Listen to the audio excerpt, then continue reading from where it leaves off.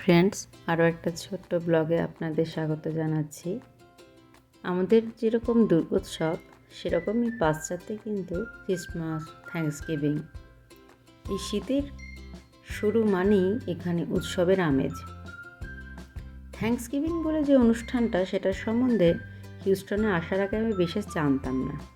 তারপরে এসে জানতে পারলাম নভেম্বরের শেষে ক্রিসমাসের মাসখানেক আগে থ্যাঙ্কসগিভিং বলে যে অনুষ্ঠানটি হয়, সেটি হলো আসলে যে ফসল উৎপাদিত হয়েছে বা হারভেস্ট হয়েছে, তাছাড়াও ফ্যামিলি, হেলথ এবং আরও বন্ধু, এই সব কিছুর জন্য ভগবানকে ধন্যবাদ জানানোর এবং সবাই একত্রিত হওয়ার এক আনন্দের উৎসব।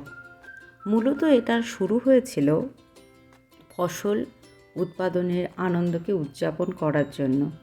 যেমন আমরা ভারতবর্ষে ফসল উৎপাদন বা হারভেস্টের জন্য বিভিন্ন উৎসব, যেমন বাংলায় নবান্ন, তাছাড়াও আমরা সাউথ ইন্ডিয়াতে পোঙ্গল, ওনাম এবং উত্তর ভারতের দিকে লোহরিও আরও অনেক আছে। বিভিন্ন যে উৎসবগুলো রয়েছে, সাধারণত ফসল উৎপাদিত হলে সেটার জন্য ভগবানের পূজা করা এবং ভগবানের উদ্দেশ্যে প্রথম ফসলটা অর্পণ করে সকলে আনন্দের সাথে সেটাই উৎসবে আমাদের অংশগ্রহণ করা, সেই একইভাবেই পাশ্চাত্যেও কিন্তু এই থ্যাঙ্কসগিভিংয়ের অনুষ্ঠানটি হয়ে থাকে। এখানে ওই সময় বিভিন্ন ধরনের টার্কি বলে যে পাখিটি আছে তার মাংস এবং তার সঙ্গে বিভিন্ন ফলমূল, শাকসবজি, কেক, পাই ইত্যাদি বিভিন্ন জিনিস যে যার সামর্থ্য মতো আয়োজন করে। এবং যারা চাকরি সূত্রে এবং অন্যান্য কাজের সূত্রে বাড়ির হোম টাউন থেকে দূরে থাকে, তারাও এই সময় সাধারণত তাদের যে আদি বাড়ি সেখানে সবাই গিয়ে নিজের মতো করে বন্ধু বান্ধব এবং পরিবারের সকলের সঙ্গে ঠাকুরকে ধন্যবাদ জানিয়ে, গডকে ধন্যবাদ জানিয়ে সবাই থ্যাঙ্কফুলি একসাথে খাওয়া দাওয়া আনন্দ করে। এটি অবশ্যই একটি আনন্দের উৎসব।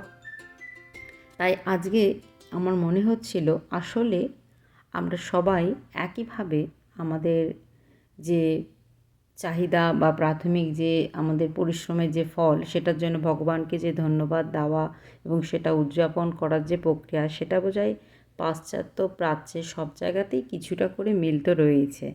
আর এই থ্যাঙ্কসগিভিংয়ের যে অনুষ্ঠানটি নভেম্বর মাসে সূচিত হয়, তারপরেই এখানে সবারই মাসখানেকের মধ্যে, যেহেতু ক্রিসমাস 25শে ডিসেম্বর, তাই সবারই তোড়জোড় শুরু হয়ে যায় ক্রিসমাসের জন্য।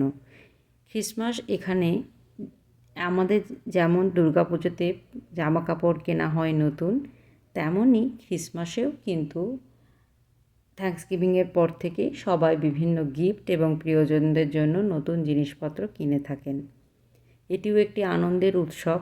আমাদের স্থানীয় ভারতবর্ষে যেরকম বিভিন্ন ধরনের আনন্দ উৎসবে আমরা অংশগ্রহণ করি, বাচ্চা থেকে বড় সবাই যেভাবে মেতে উঠি, বাচ্চাদের জামা কাপড় কেনা থেকে বিভিন্ন জিনিস আমরা ছোটোবেলা থেকে দেখে এসেছি যে ক্রিসমাসে সান্তাক্লজ গিফট দিচ্ছেন সবাইকে।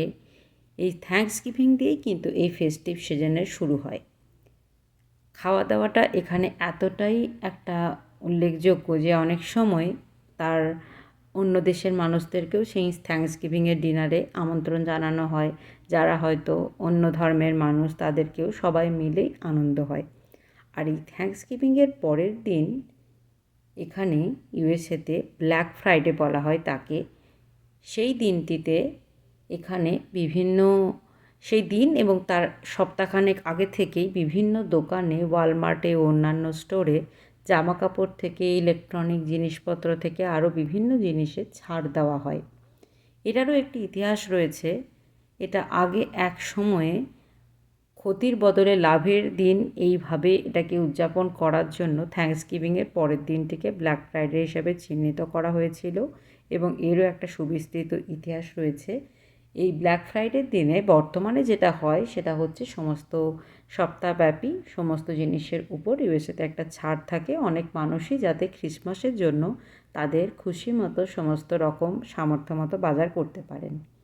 এই নতুন জিনিসগুলো জেনে আমার খুব ভালো লাগলো, একটা মিল খুঁজে পেয়ে খুব আনন্দ হলো, তাই আপনাদের সঙ্গে ভাগ করে নিলাম।